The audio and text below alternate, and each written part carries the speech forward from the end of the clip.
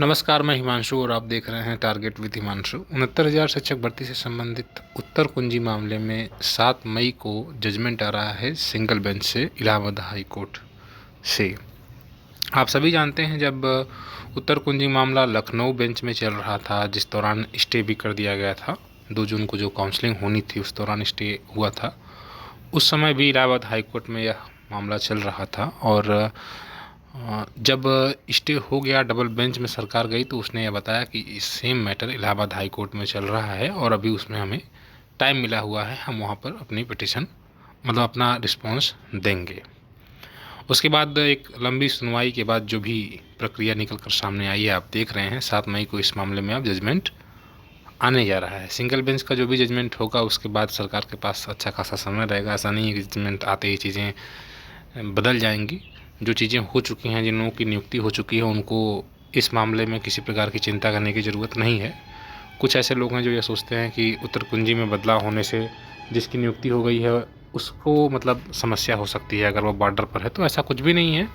अगर कोई नया कैंडिडेट इस दौरान 1 या 2 नंबर कॉमन होने से या जो भी चीज़ें कोर्ट के डायरेक्शन में हों उससे सेलेक्ट होता है, तो जो सेलेक्ट हो चुका है पहले से उसको कोई प्रॉब्लम नहीं होगी। सरकार और सीटों पर भर्ती करेगी। तो इस मामले में आपको चिंता करने की ज़रूरत नहीं है, भले ही आप बॉर्डर पर हो या ना हो, इससे कोई फ़र्क नहीं पड़ता। उत्तर कुंजी मामले से अब वर्तमान में चयनित किसी भी शिक्षक को चिंता करने की ज़रूरत नहीं है। चिंता इस बात को लेकर के है कि पेमेंट बहुत समय बीत जाने के बाद भी नहीं जारी हो रहा है। कुछ जगह पर ऑनलाइन वेरिफिकेशन हो चुका है और उसमें से कुछ लोगों का पेमेंट मिल रहा है और कुछ ज़िलों में ऑफलाइन वेरिफिकेशन तक हो चुके हैं। अब सवाल ये है कि जब किसी एक ज़िले में ऑफलाइन वेरिफिकेशन कंप्लीट हो गया है तो बाकी दूसरे ज़िले में ऐसा क्यों नहीं हुआ है। जैसे फिरोजाबाद में अगर आप देखेंगे तो यहाँ ग्रेजुएशन ऑफलाइन भी वेरीफाइड है लोगों का, ऑफलाइन ये सब ऑफलाइन वेरीफाइड कराया जा चुका है और अब इन लोगों का पेमेंट भी जारी हो गया है। इस आदेश में आप देख सकते हैं। तो कहीं ना कहीं ये ज़िला लेवल पर जो देरी हो रहा है उस वजह से पेमेंट मिलने में लोगों को देरी हो रही है, या रिमाइंडर नहीं भेज रहे हैं यूनिवर्सिटी में। एक बार भेज कर उसके बाद बस पड़े हुए हैं। आप अगर 1 हफ्ते 10 दिन के अंदर वेरिफिकेशन नहीं आता है तो एक रिमाइंडर भेजा जाता है कि उसको जल्दी दीजिए, लेकिन इन लोगों को कोई फ़र्क नहीं पड़ता है।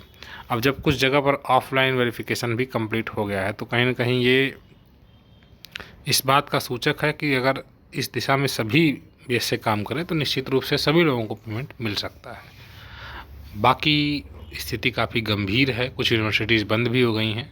ऐसे में समस्या और हो सकता है। सरकार ने जो भी प्रारूप में सूचनाएं मांगी हैं जिलों से वो भी दिए जा चुके हैं, मीटिंग भी इस संबंध में है। देखिए क्या निष्कर्ष निकलता है। वैसे 7 महीने बीत जाने के बाद भी हाथ खाली हैं, जो कहीं न कहीं एक गंभीर समस्या को बयां करते हैं। फिलहाल इस संबंध में जो भी सूचना होगी आपको अपडेट किया जाएगा।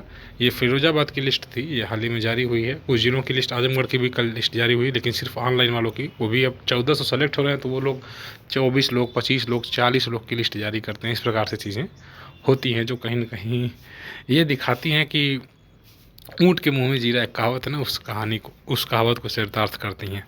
धन्यवाद।